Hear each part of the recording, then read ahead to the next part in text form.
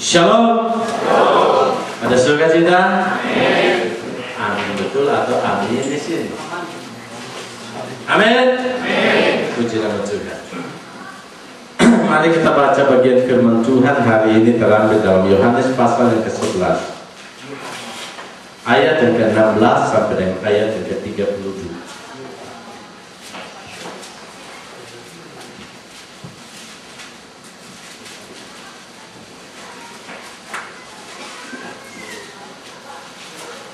Yohanes pasal yang ke-11 ayat yang ke-16 sampai dengan ayat yang ke-32.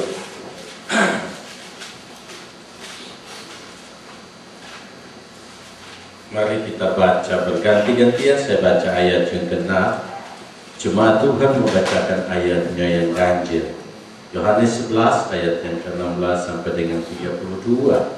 Lalu Thomas yang disebut Ditimus berkata kepada teman-temannya, yaitu murid-murid yang lain, marilah kita pergi juga untuk mati bersama-sama dengan dia.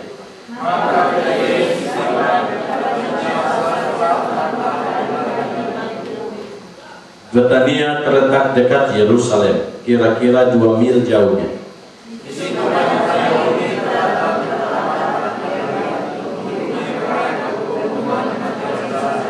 Ketika Marta mendengar bahwa Yesus datang, ia pergi mendapatkannya, tetapi Maria tinggal di rumah.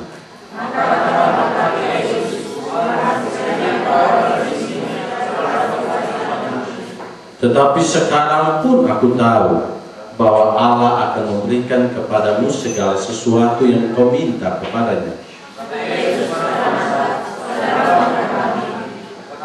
Kata Marta kepadanya, aku tahu bahwa ia akan bangkit pada waktu orang-orang bangkit pada akhir zaman.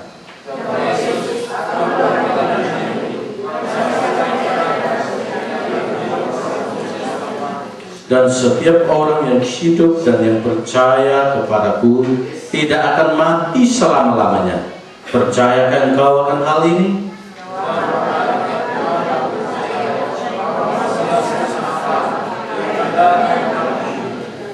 Dan sesudah berkata demikian, ia pergi memanggil saudaranya Maria dan berbisik kepadanya, Guru ada di sana, dan ia memanggil engkau.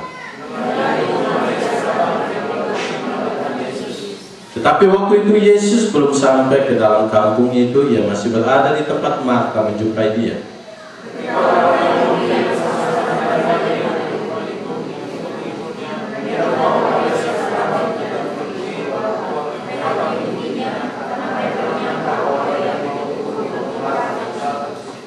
Setibanya Maria di tempat Yesus berada dan melihat dia, tersungkurlah ia di depan kakinya dan berkata kepadanya, Tuhan, sekiranya engkau ada di sini, saudaraku pasti tidak mati. Jemaat Tuhan yang kekasih, hari ini kita akan melanjutkan pembahasan kita tetap dengan tema supaya kamu belajar percaya. Supaya kamu belajar percaya. Minggu lalu kita sudah belajar tentang 3 hal yang membuat kita harus belajar kepada Tuhan. Oleh karena hal yang pertama adalah kasih Tuhan kepada kita adalah kualitas kasih yang sangat berbeda antara kasih kita dengan sesama kita. Kasih Tuhan adalah kasih agape, dan kasih itu tidak bisa ditawar-tawar, karena kasih yang diberikan adalah kasih tanpa pamrih. Yang kedua adalah kita melihat bahwa Tuhan menekankan tentang kematian yang tidak membawa kematian. Itu yang saya tekankan. Dalam pengertian secara jasmani dia mati, tapi Tuhan katakan dia tidak akan binasa. Dalam pengertian kehidupan kekal menjadi jaminan bagi orang yang percaya kepadanya. Dan yang ketiga adalah masalah waktu, di mana Tuhan sengaja ketika dia dengar bahwa Lazarus sakit, dia sengaja untuk tidak datang dan sengaja tinggal 2 hari. Sehingga berbicara tentang masalah waktu Tuhan untuk menolong kita pun, kita tidak bisa mendikte Tuhan, karena Tuhan tahu yang terbaik buat kita. Bukan berarti Tuhan terlambat. Keterlambatan Tuhan itulah yang terbaik menurut pandangan kita. Sehingga jangan sampai kita memaksa Tuhan untuk menolong kita kalau belum waktunya Tuhan. Nah, hari ini kita belajar, kita tidak lihat dari sisi Tuhan Yesus, tapi hari ini saya ingin mengajak kita untuk melihat dari tiga pribadi. Yang pertama kita akan melihat dari Thomas yang disebut Didimus, dan yang kedua kita akan melihat dari Marta dan Maria. Bapak Ibu saudara-saudara yang terkasih, kenapa kita harus belajar? Kan kita harus belajar percaya sama Tuhan. Oleh karena satu hal yang perlu kita pahami, bahwa berhubungan dengan Allah ada namanya kebenaran paradoks. Seperti tadi minggu lalu yang kita belajar, itu sangat sulit buat kita untuk paham dalam satu pertemuan saja dengan Tuhan. Kalau kita tidak taat dan terus menerus taat sama Tuhan, kita tidak akan mungkin mengerti kebenaran yang dalam yang disampaikan oleh Tuhan.